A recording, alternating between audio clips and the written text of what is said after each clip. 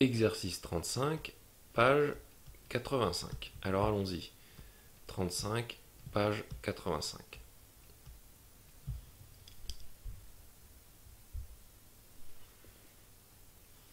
Dans cet exercice, on nous demande d'étudier pour tout x appartenant à l'intervalle grand I allant de 1 à 10 inclus, la fonction f de x qui est égale à 9 moins 19 sur x. Bon, très bien. On demande de donner l'expression de la dérivée de f. Alors, f' de x, la dérivée de 9, c'est 0, moins 19 fois la dérivée de 1 sur x, c'est-à-dire moins 1 sur x carré. Autrement dit, f' de x est égal, alors attention, hein, on a moins par moins. Donc la dérivée, c'est 19 sur x carré. Très bien. Étudier le signe de cette dérivée. Eh bien, puisque x appartient à l'intervalle allant de 1 à 10, qui, sauf erreur de ma part, ne contient que des valeurs positives, alors x carré est strictement positif.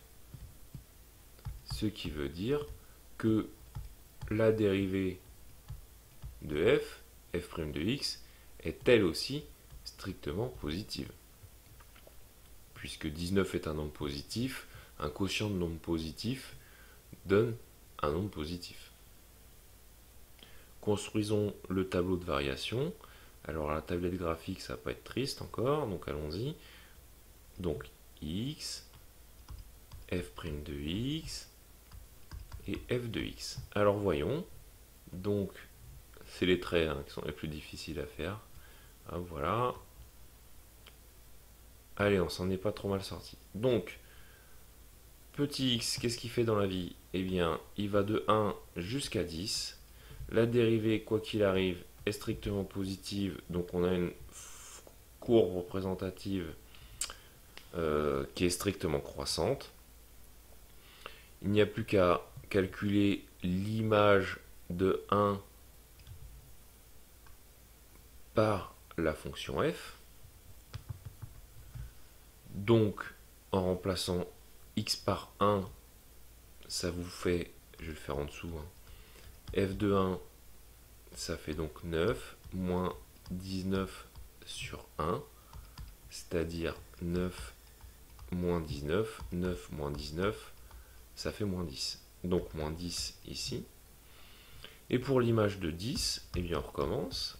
L'image de 10, ça vous fait 9 moins 19 sur 10, c'est-à-dire 7,1. Donc on a 7,1. Alors c'est pas demandé dans l'exercice, mais on peut se payer le luxe de le faire. On constate que la courbe représentative coupe l'axe des abscisses, c'est-à-dire qu'il y a une image qui vaut 0. On peut se demander quelle est la valeur x0 pour laquelle f de x0 est égal à 0. Je vous laisse mettre en pause la vidéo, répondre à la question, et puis je mets la correction tout de suite. Voilà, donc maintenant que vous avez fait l'exercice, ou en tout cas vous avez répondu à la question, et bien je vais le faire à mon tour.